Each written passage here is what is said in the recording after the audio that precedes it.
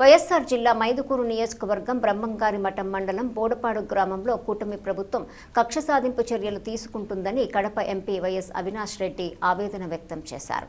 బోడపాడు గ్రామంలో అభయాంజనేయ స్వామి బ్రహ్మోత్సవాలలో భాగంగా ఈ రోజు ఎంపీ వైఎస్ అవినాష్ రెడ్డి హాజరయ్యారు.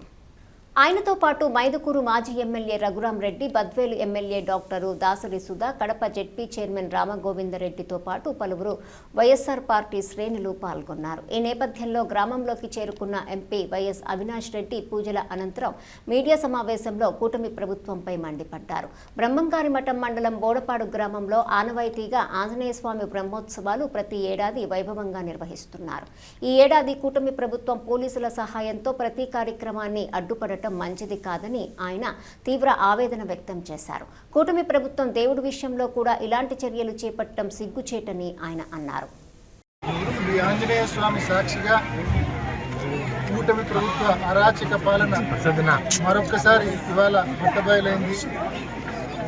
బ్రహ్మంగారి మఠం మండలము బోడపాడు గ్రామంలో ఇవాళ ఎంతో అద్భుతంగా ఎంతో చరిత్ర కలిగినటువంటి ఆంజనేయ స్వామి గుడికి సంబంధించిన కార్యక్రమాలు హనుమాన్ జయంతి రోజు మొదలుపెట్టి 12వ తారీఖు మొదలుపెట్టి ఇవాళ చివరి రోజు వరకు కూడా ఎంతో అట్టహాసంగా చేయాలని చెప్పి ఈ గ్రామస్తులంతా కూడా భావించారు. కానీ దురదృష్టవశాత్తు ఈ కూటమి ప్రభుత్వము పోలీసులను ముందు పెట్టి ప్రతిరోజు ఈ గ్రామానికి సంబంధించిన నాయకులను ఉదయం నుంచి రాత్రి వరకు పోలీస్ స్టేషన్లో పెట్టుకొని 12వ తేదీ నుంచి ఇవాళ వరకు ప్రతిరోజు ఉదయం నుంచి సాయంత్రం వరకు పోలీస్ స్టేషన్లో పెట్టుకొని ఈ వారం రోజులు ఏదైతే కార్యక్రమాలు తలపెట్టారో ఆ కార్యక్రమాలు సజావుగా జరగకుండా అడుగడుగున ఆటంకం కలిగించారు, అడుగడుగున అడ్డుకున్నారు. నిజంగా దురదృష్టకరము. మా కార్యకర్తల మీద గడిచిన 2 ఏళ్లుగా మీరు కక్ష సాధిస్తూ ఉన్నారు. ఇవాళ ఒక మెట్టు ఎక్కి సాక్షాత్తు ఆంజనేయ స్వామి మీద కూడా మీరు కక్ష సాధిస్తూ ఉన్నారు. నిజంగా మమ్మల్ని అంటే భవిష్యత్తులో మేము ఊరుకోవచ్చేమో కానీ సాక్షాత్తు దేవునితోనే పెట్టుకున్నారు మీరు. ఖచ్చితంగా ఈరోజు ఈ వారం రోజులు ఏదైతే మీరు ఆంజనేయ స్వామి గుడికి సంబంధించిన కార్యక్రమాలు అడ్డుకున్నారో ఈ కూటమి ప్రభుత్వం దానికి భవిష్యత్తులో జవాబు చెప్పవలసి ఉంటుంది. ప్రజలకు జవాబు చెప్పాలా, భగవంతునికి కూడా జవాబు చెప్పాల్సిన అవసరం ఉంటుంది.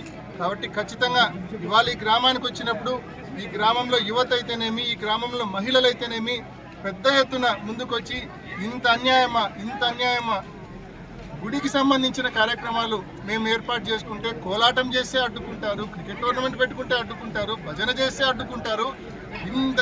దేవుడికి సంబంధించిన ఇన్ని కార్యక్రమాల్లో ఇంత పెద్ద ఎత్తున కూటమి ప్రభుత్వం అడ్డుకుంటుందా?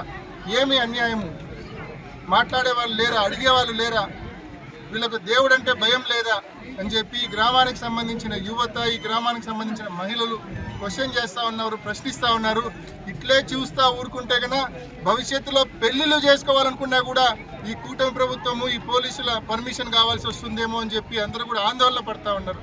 కాబట్టి ఖచ్చితంగా ఈరోజు ఏదైతే ఒక తప్పుడు ఆనవాయితీకి శ్రీకారం చుట్టిందో ఈ ప్రభుత్వము పోలీసులను అడ్డు పెట్టుకొని, ఇది చాలా తప్పు. భవిష్యత్తులో దీని పరిణామాలు ప్రజల నుంచి కానీ ఆ దైవం నుంచి కానీ పరిణామాలు ఏవైతే ఉంటాయో అవి మీరు ఎదుర్కోవాల్సి వస్తుంది, ఫేస్ చేయాల్సి వస్తుందని చెప్పి ఈ పోలీసులను, ఈ కూటమి ప్రభుత్వం నాయకులను కూడా గట్టిగా హెచ్చరిస్తూ ఇటువంటి దిగజారుడు పనులు భవిష్యత్తులో చేయొద్దని చెప్పి వాళ్ళకి గట్టిగా హితవు పలుకుతా ఉన్నాం.